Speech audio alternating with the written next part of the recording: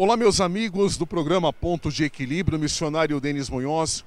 Olha, as ações afirmativas ou sistema de cotas é certamente o assunto mais polêmico quando se trata do ingresso ao ensino superior no Brasil através do vestibular.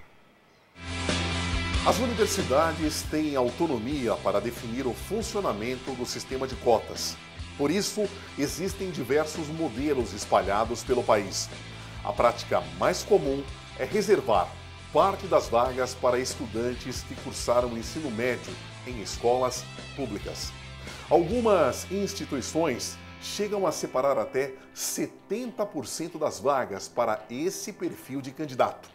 Também muito frequente é a reserva de vagas para afrodescendentes, índios, deficientes e membros de comunidade quilombolas.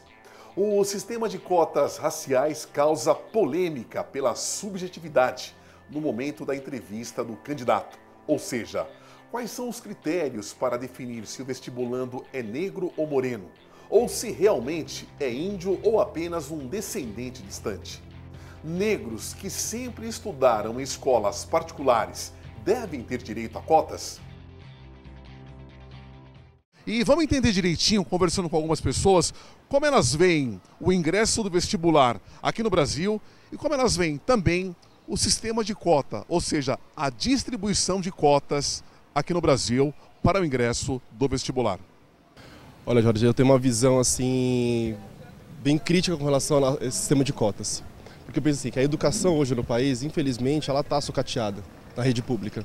Nós temos uma diferença muito grande da rede particular para a rede pública. E esse sistema de cotas, ele só vem mascarar justamente essa falta de preparo de professores, falta de preparo de sistema de avaliação. Então, assim, na minha visão, fica muito mais fácil você preparar, você dar lugares aos alunos na rede pública de ensino, do que preparar eles para que eles tenham uma educação de fato para conseguir esse acesso. Então não é só o aluno saber ler e escrever, ele tem que saber interpretar aquilo que ele está lendo, saber colocar a opinião dele. Então isso tudo está contribuindo para que esse sistema de cotas seja um sistema falho. Rodrigo, e as divisões, como é que você vê? Brancos, negros, índios, pardos, como é que você vê isso aí? A gente hoje vive num mundo que, assim, cada vez mais essa distinção, ela é condenada, certo? Então, assim, eu acho que você, quando coloca uma cota, onde você divide essas pessoas nessas caixinhas, entendeu? Já é um meio de um preconceito até. Entendeu? Porque essas pessoas também têm a mesma capacidade de ter acesso a essas cotas por uma questão intelectual. Elas não precisam ser divididas, entendeu? Para que tenham acesso a essa estrutura, entendeu? Eu acho o sistema de cotas positivo, porque todo mundo deve ter acesso ao vestibular, à escola universitária, e eu acho que o sistema de cotas ajuda, mas eu acho que não teria que ser só para negros, pardos e indígenas, mas sim para todos. Olha, nunca houve sistema de cotas. Antigamente a faculdade pública, a escola pública era melhor, entendeu? Entrava quem estudava, independente de etnia, certo? Eu acho que o sistema de cota é muito ruim e eu acho que tem que entrar quem estuda e tem que melhorar o ensino público, que está muito ruim, está péssimo. As cotas nas universidades públicas nem sempre significam reservas de vagas. Há também um sistema de bônus na pontuação do vestibular para candidatos de baixa renda, de escolas públicas ou de determinadas raças. Essa prática ficou em evidência no ano de 2012, quando a Universidade Federal Fluminense, a UFF, deu bônus de 20% para candidatos que estudaram na rede pública de ensino. O resultado foi que todos os candidatos que passaram em medicina pelo Sistema de Seleção Unificada, o SISU, eram de colégios públicos. Depois do fato, a UFF se comprometeu a avaliar a porcentagem de bônus.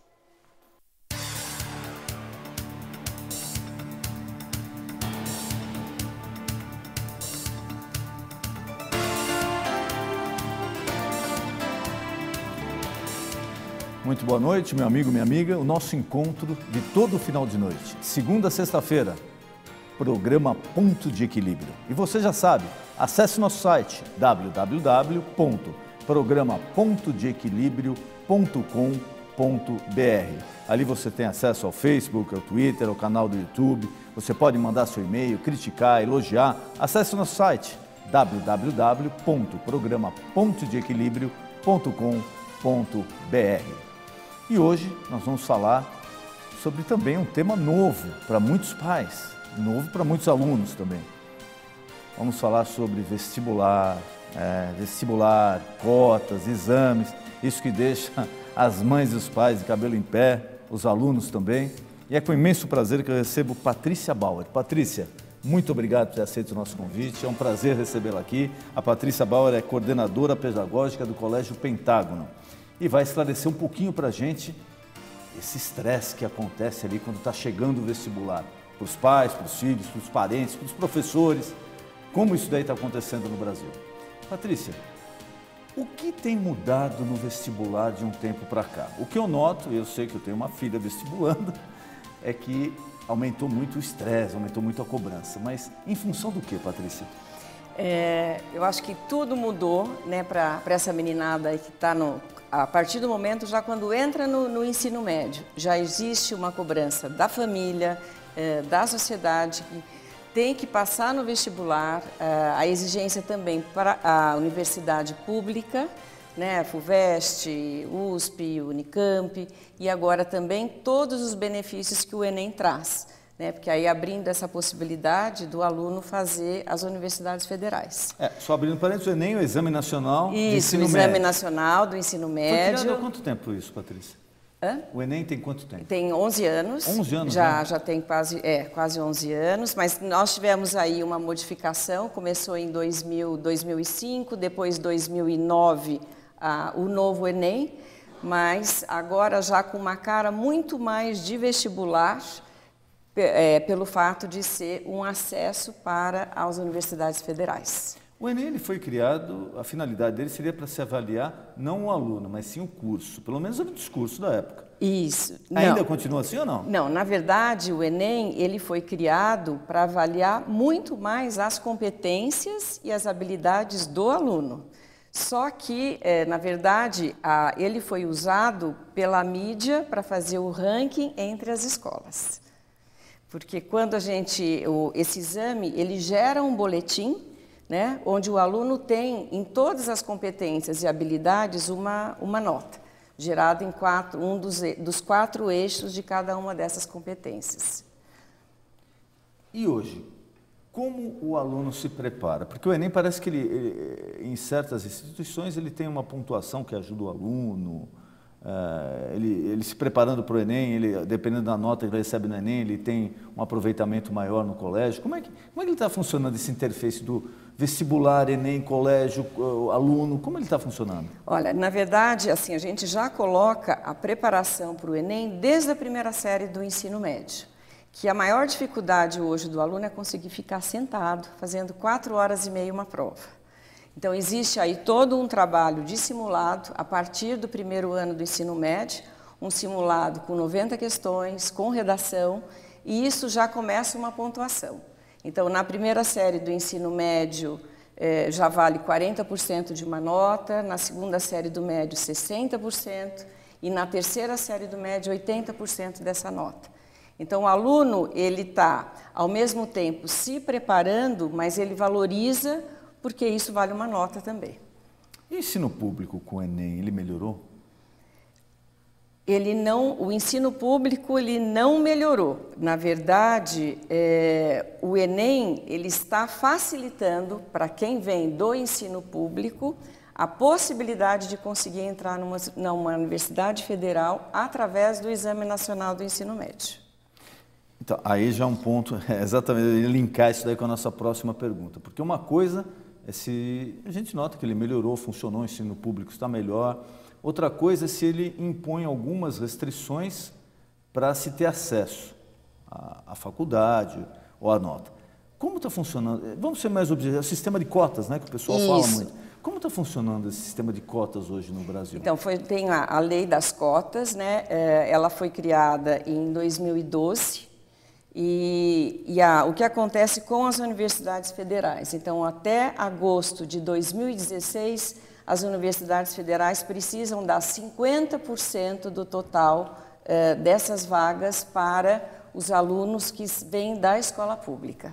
50%? 50%. Então, agora já em 2013, 12,5%, depois 25%. Então, de forma gradual, até conseguir completar 50% dessas vagas.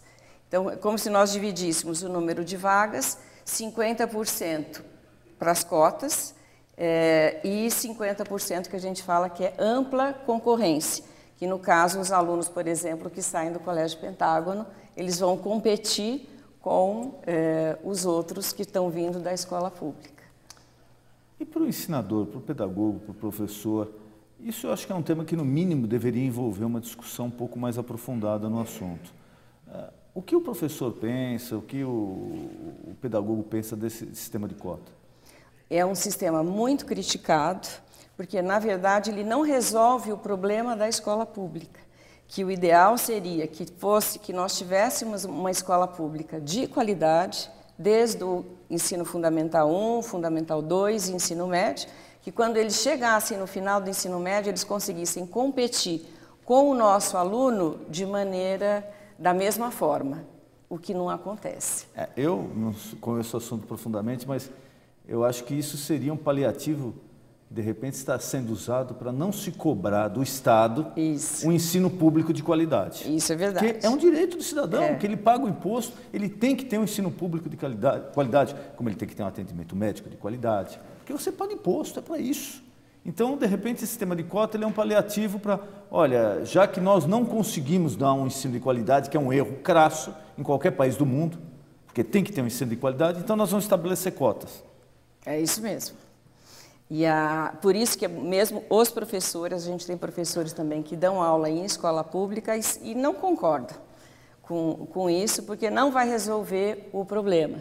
E agora também, tanto os mantenedores, por exemplo, das escolas privadas, também existe uma preocupação, porque se existe essa facilidade, né, para você conseguir entrar numa universidade federal vindo da escola pública, também daqui a um tempo pode ser opção para alguns alunos cursarem o ensino médio numa escola pública.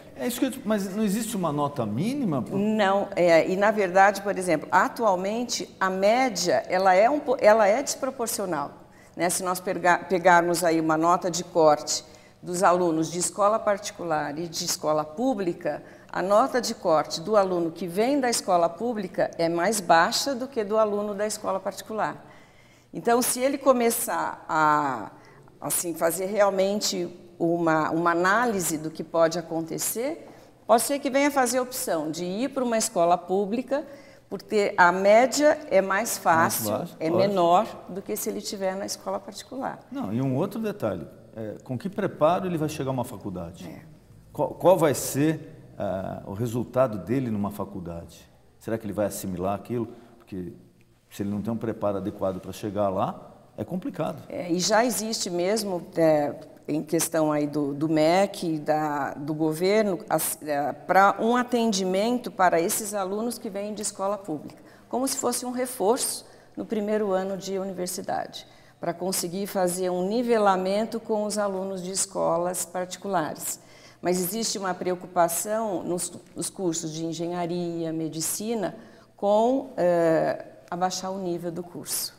Porque se o colega de classe não está conseguindo assimilar o que o professor ensina, ele vai ensinar aquilo na faculdade. Isso. Ele não vai dar uma aula para quem veio da escola pública e outra para quem veio da escola, ou para quem teve uma nota menor ou para quem teve uma nota maior. A aula dele, o preparo é aquele lá. É isso mesmo. E qual a perspectiva que você vê disso? Olha, a médio, curto prazo, pode ser que resolva, mas não vai resolver o problema da nossa educação. Ainda assim, a longo prazo, realmente poderia melhorar a nossa educação, mas dos pequenos. Então, talvez é uma medida, como você mesmo falou, né? Uma medida paliativa para resolver o problema imediatamente. É a única solução que foi colocada. E o vestibular no Brasil? Hoje as proporções como são, comparado a 20, 30 anos atrás? as notas, o número de candidatos por vagas, as faculdades proliferaram, isso é fato, né? Sim, mas assim, os nossos alunos, principalmente lá no Pentágono, eles procuram muito as faculdades públicas, né? As federais agora também por conta do Enem, e as melhores faculdades particulares. A concorrência é muito grande. Então, para quem vai cursar medicina, então a nota de corte é muito alta na FUVEST, então às vezes 80, 60, 30, 40, dependendo da universidade ou estado que ele vai fazer. Às vezes o Unicamp tem mais de 100 candidatos por vaga. 100 por vaga? 100 por vaga, mais ou menos. E os cursos mais concorridos, as faculdades mais concorridas, quais são? Então a gente tem a USP, tem a medicina é mais concorrida. Isso já há muitos anos, né? Muito, acho que sempre. Isso acho que não vai mudar. Anos. Eu me lembro da minha época. Então é a briga, é a briga entre a Paulista, Pinheiros, Santa Casa, tem a Unicamp, a Poli, Engenharia, alguns ainda querem ITA, mas a concorrência é muito grande. O nível de exigência também é muito alto. E os nossos alunos, quando chegam agora, assim, esse semestre, aí eles ficam num estresse total, porque tem a cobrança da escola, a cobrança da família, e a gente procura trabalhar com eles de maneira que a escola consiga com que ele entre na faculdade que ele deseja. O Pentágono é uma escola que nós temos alunos que querem faculdades públicas, faculdades particulares, mais difíceis, menos difíceis, mas a gente procura atender o desejo de cada um desses alunos. E qual é a dica que você dá para a família, para o nossa amiga que está nos assistindo agora e está numa situação como essa? Como é que a família lida com isso para administrar uma fase tão complicada? Eu acho que aí nesse ponto a família também tem que cooperar no sentido assim, que ele vai ficar estressado, vai... mas às vezes fazer alguns programas, mas dentro do calendário desse aluno. Então, diminuir talvez assim, as viagens de final de semana, procurar fazer programas assim mais calmos, mas não podem deixar de fazer esporte, por exemplo, que gaste também um pouco dessa energia, porque o estresse tanto do aluno quanto da família é praticamente normal, né? E a cobrança... ajudá-lo também, que existe a possibilidade dele ser aprovado ou não. Né? Que também não é o fim do mundo. Que também não é o fim do mundo, porque afinal de contas tem que no máximo 18 anos de idade. Então, essa é exatamente a próxima pergunta que eu queria te fazer. Você não acha que é uma fase da vida, de repente com 16, 17 anos, o que você vai ser? O que você vai querer fazer? Poxa, ela está tendo uma carga de informação tão grande, tanta coisa acontecendo. Você acha que quando o vestibulando opta, olha, por isso ou por aquilo, ele realmente está firme naquela decisão ou ele está meio jogando no escuro? Olha, a gente tem uma minoria que sabe exatamente o que quer. Então, aquele que quer medicina, acho que já faz muito tempo que escolheu medicina, engenharia, mas eu tenho, assim, mais ou menos uma metade que ainda não sabe, não tem certeza, às vezes começa uma faculdade, isso é muito comum, no primeiro ano da faculdade, às vezes eles começam e descobrem que não é aquilo que eles querem. E isso também, até para a família, não é uma coisa incomum, é uma coisa até... Não, e é melhor no primeiro ano, E é melhor do que aqueles que às vezes chegam quase no final da faculdade e descobrem que não é exatamente aquele curso que eles desejavam. E a assimilação, o ensino no Brasil? Que a gente nota, não sei se de repente é um reflexo de tudo isso que vem acontecendo. Mas nos exames, vamos citar mais especificamente o exame da OAB. Eu fiz esse exame, eu prestei esse exame porque ele é obrigatório desde 1960 e pouco pela OAB. Aliás, foi, acho que a primeira que instituiu esse tipo de exame para se poder advogar. E a gente nota que de um tempo para cá, de uns 15 anos para cá, o índice de reprovação é uma coisa assim assustadora, assustadora. Alguns dizem, não, é porque o exame é difícil. Outros dizem, falam, não, não é não. É o mesmo exame praticamente que era feito há 30 anos atrás, 40 anos atrás, e lá tinha 60% de aprovação, hoje tem 7, 8, 10. Será que isso daí é um reflexo já do ensino? E, por exemplo, no médio, qual é o maior problema do ensino médio no Brasil? Né? Nós temos aí o vestibular no final do ensino médio, Então, no fim, quem define o currículo do ensino médio, o que é dado no ensino médio, são os vestibulares. Então, quando a gente pega os editais dos vestibulares, então, são muitos e muitos e muitos conteúdos. Que às vezes os alunos falam, mas por que eu preciso aprender tudo isso? Aí qual é a resposta? Para passar no vestibular. Então, às vezes eles ficam Você não sabe o que vai cair, né? Às vezes eles ficam durante 3 anos estudando, né? Ou às vezes tendo conteúdo que realmente, após a entrada na universidade, muita coisa eles não vão usar. Mas a gente tem esse vestibular aí no final de 3 anos. Né? Uns que vão para a área de humanas, para saber o que estudar química, física, para passar no vestibular. Mas também, o que a gente fala, a questão das humanas, é a questão aí da autoridade do conhecimento e das exatas, que ajuda no desenvolvimento aí de todo um raciocínio, resolução de problemas. Temos também já no médio a formação em filosofia, sociologia, história da arte, para dar aí uma formação um pouco mais ampla também para os nossos alunos. E os testes de aptidão? Até que ponto eles são válidos? Olha, hoje até, não são assim exatamente testes. O trabalho de orientação profissional ele é muito mais baseado hoje em dia no autoconhecimento. Então a gente procura, os profissionais, eles tentam procurar no adolescente o que ele gosta e o que ele não gosta.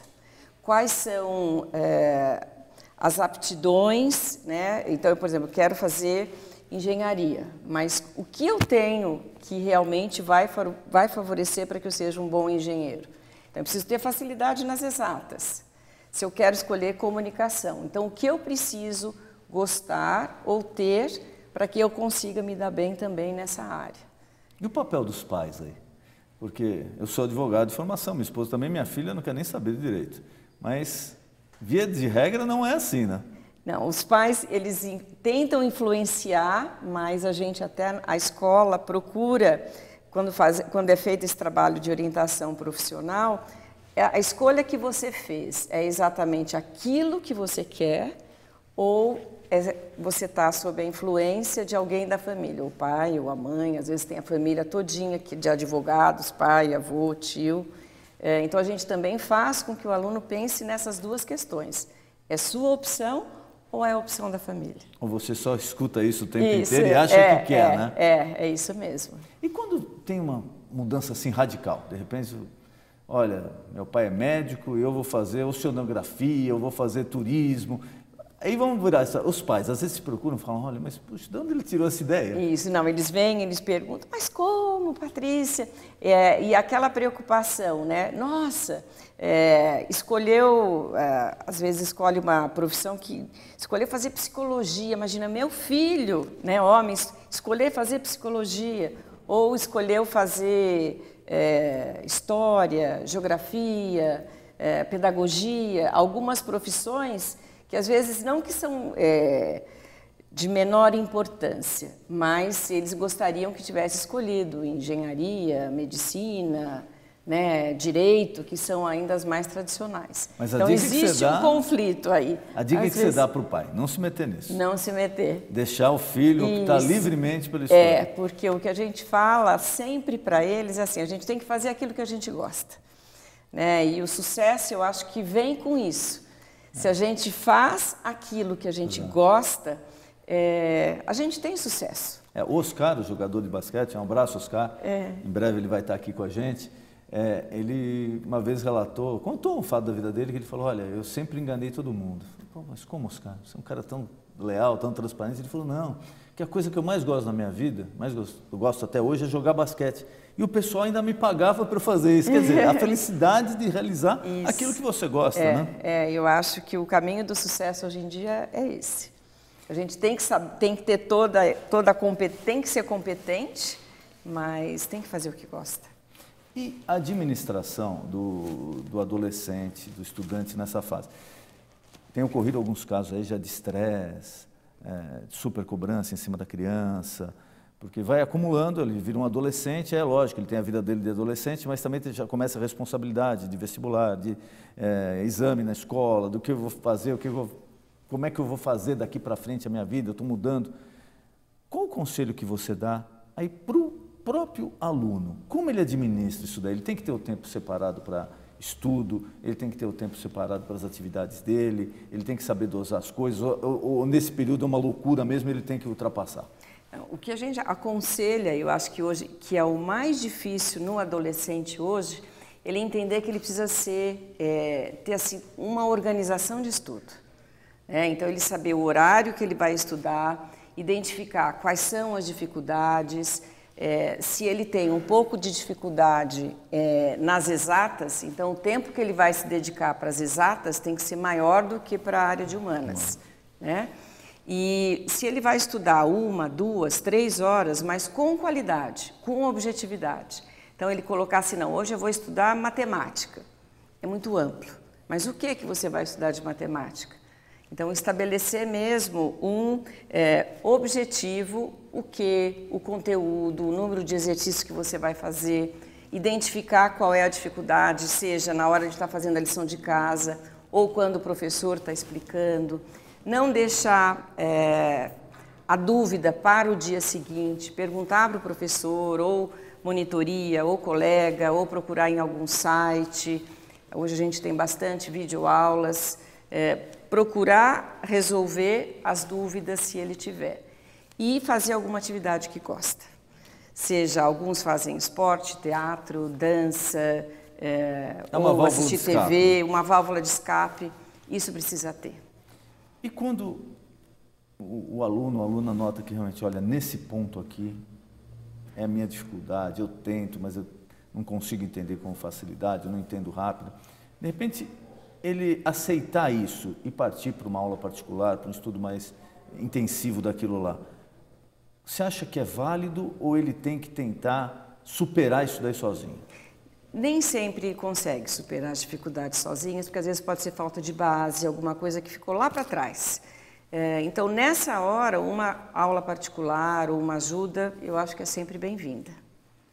Quais as maiores dificuldades que você nota nos alunos? Às vezes eles já chegam com alguma dificuldade, como você falou, vem lá de trás, etc. Mas o que é hoje em dia?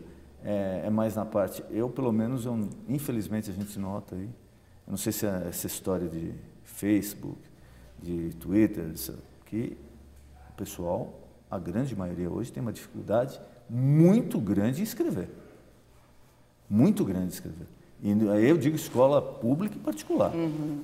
Coisas assim que há 20, 30 anos atrás, se escrevesse uma redação daquela, não entraria nem na escola. De onde você acha que já vem isso? É do começo do ensino? A tecnologia conspirou contra isso? Existe essa preocupação na escola e o trabalho até com a produção de texto na escola é muito intenso. Mas pelo fato do aluno escrever muito pouco hoje em dia. Então, por exemplo, quando a gente coloca alguma coisa no mural, eles não copiam mais, eles só fotografam. Então, na verdade, hoje, o nosso aluno escreve, quando ele vai anotar alguma coisa na aula, se não for possível, fotografar. Às vezes está fotografando a lousa do professor. E na hora da produção de texto, aí realmente são 100 minutos, mas que aí o aluno tem que se preparar anteriormente, porque aí o tema é colocado pela professora com antecedência, então ele tem que pesquisar, ele tem que estudar, ele tem que ler, aí ele faz uma primeira versão. A gente envia essa correção para a correção externa, para não haver a influência para ter uma outra visão de uma outra pessoa sem ser o próprio professor, para não ter aquela, às vezes, identificação com o aluno, não, melhorou um pouquinho, porque já vai a professora, olhar com outros olhos, né? Isso mesmo, a professora já conhece muito bem o aluno, né? E quando essa redação volta, o aluno tem que fazer uma reescrita, de acordo com os encaminhamentos que é dado por essa corretora. Então, é um trabalho muito intenso e dá muito trabalho mesmo, porque tem que ler, a maioria dos nossos alunos também, a gente tem que ficar insistindo, porque não tem tanto hábito de leitura. Eles estão sempre lendo, mas é só... Ali, o que interessa rápido. Isso. E a concentração, Patrícia? Também... Dos alunos, porque você falou no vestibular, de repente, 4, 5 horas. Como é que se administra essa história? Porque a gente vê que a moçada hoje em dia se dispersa Uma facilidade incrível, então, né? As aulas precisam ser bastante dinâmicas, as estratégias a gente precisa mudar sempre. E a questão do simulado é um treino mesmo. E muito mais pelo fato da gente conseguir que ele fique sentado. Né? Sentado, focado, se concentrando, lendo. E a maior dificuldade, desde o começo, é administrar o tempo. Porque às vezes ele não lê, mas ele tem que conseguir ler e resolver, mas num curto espaço de tempo, porque esse é um diferencial. Também, por exemplo, na prova do exame do Enem, é uma prova muito cansativa, porque tem muito texto. Então, o aluno que tem a paciência de ler tudo, permanecer concentrado, ele tem a vantagem em relação ao outro. É uma prova, assim, é um desafio. Patrícia, nosso programa está acabando. Queria mais uma vez te agradecer, ter aceito o nosso convite. Foi um prazer enorme recebê-la aqui e colocar à disposição para suas considerações, algo que eu não perguntei, algo que você queira falar para o pai, para o aluno, para o telespectador. Fique à vontade.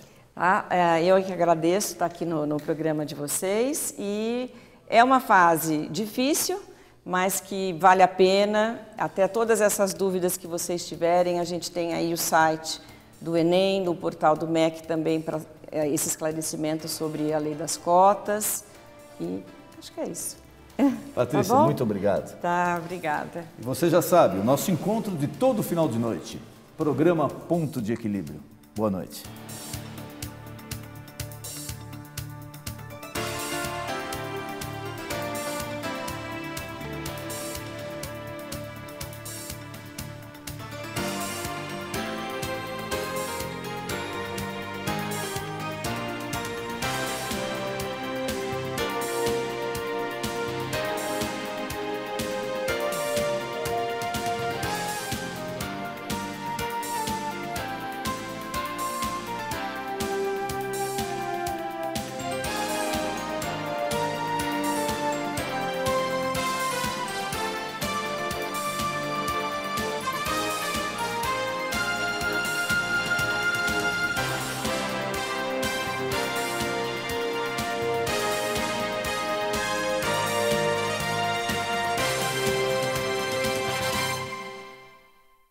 Programa Ponto de Equilíbrio, agora novo horário, de segunda a sexta-feira, meia-noite, um pouco mais cedo. Não esqueça, de segunda a sexta, meia-noite. Espero por você.